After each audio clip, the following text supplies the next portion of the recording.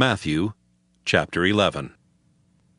Now when Jesus had finished instructing his 12 disciples, he went on from there to teach and proclaim his message in their cities. When John heard in prison what the Messiah was doing, he sent word by his disciples and said to him, "Are you the one who is to come, or are we to wait for another?" Jesus answered them, "Go and tell John what you hear and see. The blind receive their sight, the lame walk, the lepers are cleansed, the deaf hear, the dead are raised, and the poor have good news brought to them. And blessed is anyone who takes no offense at me."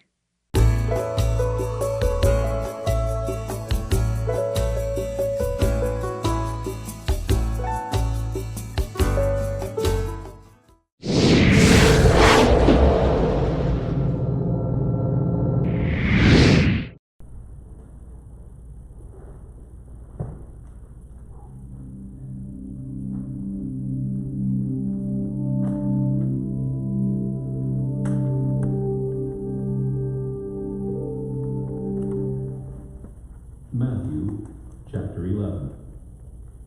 Now when Jesus had finished instructing his 12 disciples, he went on from there to teach and proclaim his message in their cities. When John heard in prison what the Messiah was doing, he sent word by his disciples and said to him, "Are you the one who is to come, or are we to wait for another?" Jesus answered them, "Go and tell John what you hear and see. The blind receive their sight, the lame walk, the lepers are cleansed, the deaf hear, the dead are raised, and the poor have good news brought to them. And blessed is anyone who takes no offense at me."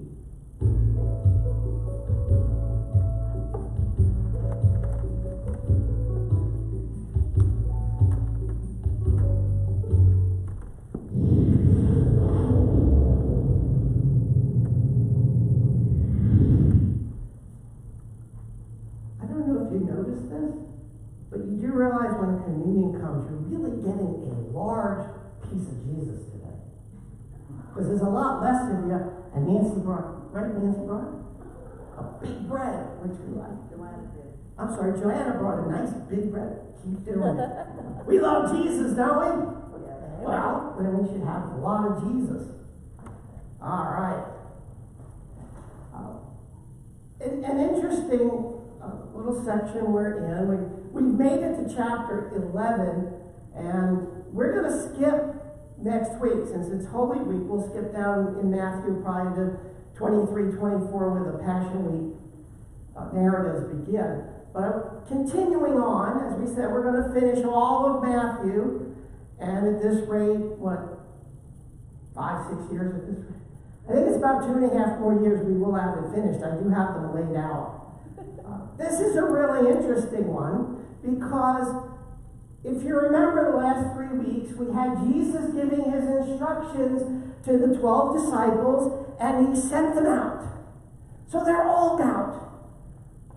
What's interesting about Matthew's gospel, and let me just say the problem that we all have, all of us including me, is we harmonize the gospel. What that means is we take all 4 and jam them into one story, and that's normal. So when I was looking at this passage and I was reading an article on it, and the author said, the 12 disciples never come back and tell Jesus about what went on. And I'm like, that's not true. Well, it doesn't happen in Matthew. It's in Mark, it's in Luke, it's not in Matthew. Oh, okay. So this little passage took on a different meaning. Because, you ready? Verse 1, what did it say? Jesus went out to preach in the cities, right? And we're going to come back to that because that's a transition verse. And when I first read it, I marked it on in my computer, on my document there. I do the research document, and I went, that's just a transition verse. We don't have to get real concerned about that. But then when I read, hey, the disciples never came back and told Jesus what's going on, I went back and read verse 1 and went, that's powerful. There's actually a major theological message hiding in that little verse that I almost threw out. Every verse and every word is important. We have to remember that. The rest of it, 2 through 6, is John's disciples asking who Jesus was and what was he doing. And that's also important, because I'm going to show you how that applies to us. This first verse is this transition to this wonderful little message that comes behind it. But think about it for us today. Jesus said, here's your instructions. Go out, right? So they go out. And then it says, I'm following you. It says, I'm going to those cities and towns that I sent you to. I'm like, well, that's kind of interesting, isn't it? Because you could look at it today and say that Jesus Christ is here if we're following the mission. Because he gave them a mission, right? Go out and preach the gospel. And you know what that means, the blind and the lame and all that jazz, and all that stuff. And then he follows them, which means he was with them. And I thought, wow, that little transition verse reinforces that Jesus is with us. Now, we do believe he's with us through the Holy Spirit, right? And when we get to communion, you're going to have him, right? So we must be here. And he is here. And I thought, wow, what a cool message to remember that everything we say and do is for the glory of Jesus, because he's with us. And the Holy Spirit is with us. And Jesus says in Revelation, if you go to those letters, the first thing he says, and he does it cryptically, I'm going to take the lampstand away from you who aren't following me anymore, because I can't be with you if you're not doing the mission. And that lampstand is a symbol for the Holy Spirit.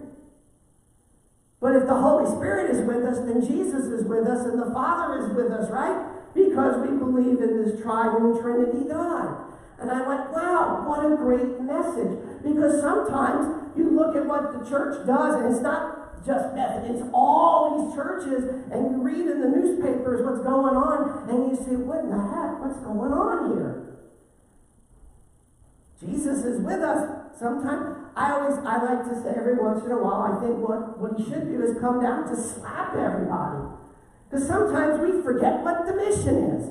Unfortunately, that probably would really hurt. But I thought, wow, a transition sentence, right? One little sentence. I'm following the guys I just sent out on the mission. That means he's with them. And you know, if you go to Mark and Luke, they were very successful in certain places where people accepted them and said, I want to know more about this Messiah. That's going to lead into the next 5 verses. So then you read the next verses and you think, why was John doubting? This really bugged me. Always has. Why was John sending his guys to Jesus saying, who are you, basically? Didn't we talk about the baptism? Didn't John baptize Jesus? Didn't he not say someone who's mightier than me is coming, who I can't even take his shoes off and clean his feet because he's so wonderful? And then all this, and right, Jesus comes in and the Holy Spirit's there, right? The dove. And I thought, wow, think of that imagery. It's so gorgeous. And here we are, like 7 or 8 chapters later, and John's saying, who are you? Did he know who he was? Now that I said that, doesn't that bug you? He was at this wonderful, wonderful opportunity where God came down from the heavens and the voice, and now he's saying, who are you? Because John was expecting the Messiah. He saw the Messiah as his cousin, Jesus. But he wanted to know, really what he wanted to know? Why aren't you doing it? What's going on here? Remember, John is now in jail. I've never been in jail. I visited jail, York County Penn. You don't want to be there. And that's not such a horrible jail, is it? You don't want to be in jail. And remember, in John's day, if your friends or family didn't bring you food and water, you just starved to death. You don't want to be in jail. And he's in jail, and he baptizes the Messiah, and he's saying, what's going on? This is what John understood Jesus the Messiah was going to do. This is what the people expected. This is why when Jesus was alive, the people didn't pick up on his messiahship because this is not what he was going to do. This is what they thought he was going to do. Based on Isaiah, based on Jeremiah, based on interpretation, this. After the resurrection, they're going to read Isaiah, what we call the suffering servant chapters, which is 51 through 55, and they're going to say, ooh, got it wrong. Prosperity under the King of Peace comes right out of Isaiah. Jesus was going to rid us of the Romans. He was going to bring us peace and prosperity. Remember, these were poor people in Judea and Galilee. We were going to get rid of those oppressors. We were going to be able to keep our own food and our land, and no more, come on, chant, no more taxes. They were probably cheering that at the time. Probably not in front of Romans. Prosperity. The Messiah was going to be the new Moses. That is a theme throughout Matthew's gospel.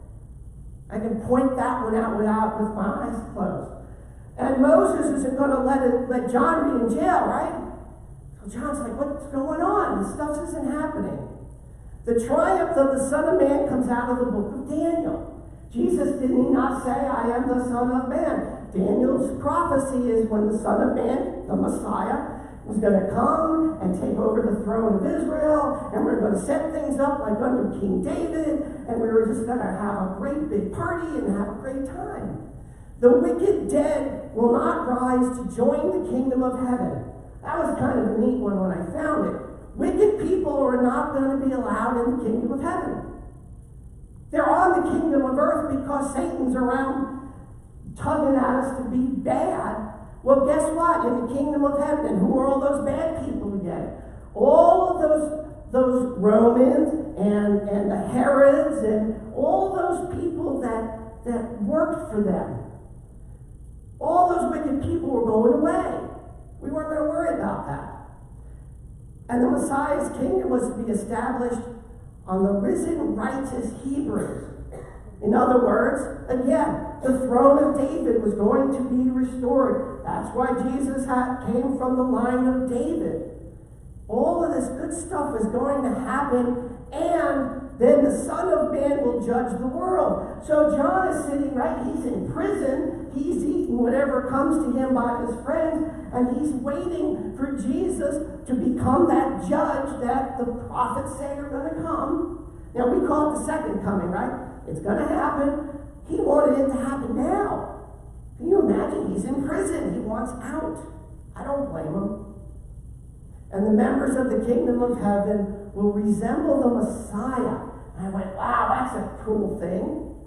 That means we're all going to love each other, and we're going to care about each other, and we're going to do everything for each other, because things are going to be great and prosperous, and it's going to be like the time of Moses, and when Moses took the people to Sinai, and God came down from the mountain. Right, this was a great time. That's what he was waiting for, and he's sitting in prison thinking, why hasn't it happened? That's what this is telling us. Okay, for us today, this is an easy one. How many of us have patience? I see no hands going up. June, you have patience? Anyone want to refute that? Just checking. Young people today have less patience than us older people have. I don't have a lot of good patience either at times. You talk to millennials, and we happen to have 3 of them. They want everything today. Delayed gratification, they don't even know what that means. But they're not the only ones that don't have patience, because I don't have patience either at times. You probably don't have patience when I run us past 10 o'clock, right? There's a little church that we pass on Sunset Lane, And you know what the sign says, Dennis? It says Sunday 9 a.m. 1 hour worship. Wow, that poor pastor must get fried when he goes to 1 hour and 1 minute. But it didn't say which hour. That is true. But it did say 1 hour because I don't think we have patience. And that's what you're hearing. John did not have patience to wait. What's he waiting for? He's waiting for God's way, in God's time. And it wasn't that time. Because John believed that what I showed you, the long list of what the Messiah is going to do, that's not what Jesus did. They eventually figured out they were wrong. Because remember, good example. Here's a good example. Everyone remembers in John's gospel, and Jesus goes with his mother to a wedding in Cana, and she tells him they ran out of wine, he's got to change the water to wine. And what did he say? He said, it's not my time. It wasn't his time, meaning God told him, don't do these things yet. Don't start these miracles and signs. They're not ready for you yet. And for whatever reason, and I'm sure we can think of a bunch of them, people weren't ready. When John wants Jesus to do his Messiah thing, first he had the wrong idea, but Jesus said, not my time yet.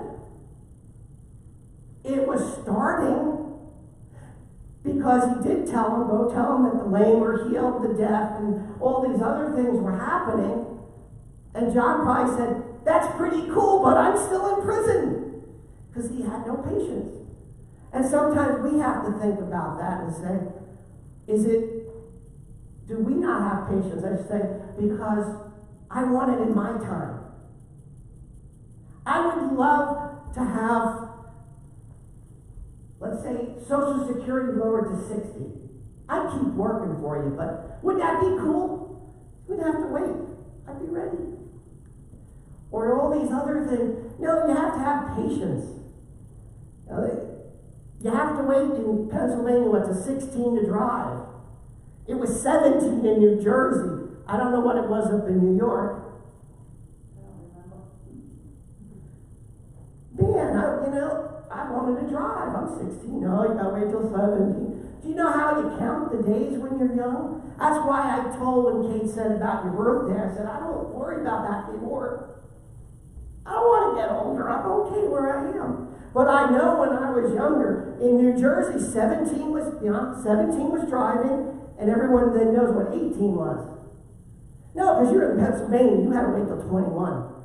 Drinking age in Jersey was 18. So as a teenager in college, you couldn't wait to become a senior. That was like freedom. Okay. See, you had to wait to 21, so you can't appreciate that. You waited longer. But you got your driver's licenses early. So it's about patience. The second thing that this talks about is we as individuals make the choice of whether we're going to follow Jesus or not. You could almost say by John's questions that he was losing faith in following Jesus. And Jesus didn't say to his disciples, go tell John he's wrong. He's got to keep following me because this stuff's going to happen, but it's not going to quite happen the way you think, and it's going to be in God's time. No, he just simply said, these things are happening, right? Lame, healing, whatever, go tell him that. Never said, go tell John don't lose your faith because it's going to happen. And you can interpret that as it's our choice. And if you think about religions throughout the world, first we'll talk about the Hebrews. If you're born into a Jewish family, you're Jewish. That's the way it is. You might not practice the religion, but in antiquity especially, that's who you were. Today, if you're born into a Muslim family, especially in a Muslim nation, guess what? You're Muslim. That's just the way it is. But if you think about the way the church works, and we've experienced this with kids growing up, they can decide at 13, I don't want to do confirmation. And they don't have to. And we don't tell them you're automatically a follower. We teach the children what it means to follow Jesus. But when they get up to, John Wesley picked that 13. Everyone agrees with 13. You make your own decision. So we had Stephen Poxon from England. He was an exchange pastor when we started at St. Paul. Wonderful guy. Had a 17-year-old son, never confirmed in the church. And he was becoming the chairman of the circuit. That's like the bishop around here. He was going to get the top job, and his firstborn son did not commit.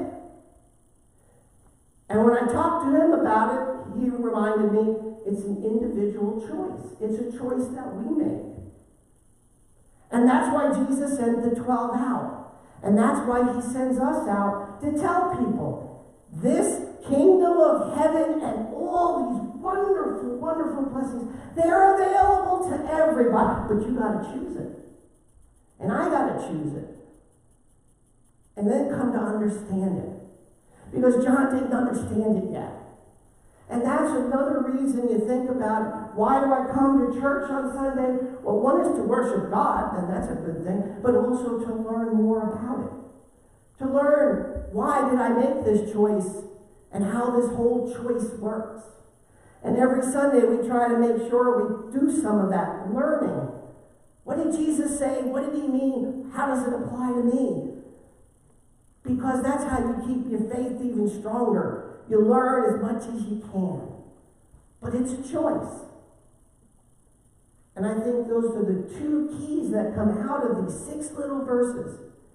Patience, because it's going to be God's way and time, and that it's our choice. And what's our reward for our choice? It's more than a big chunk of really good bread. It's heaven and salvation and forgiveness and all that great stuff that comes with it. So let's come.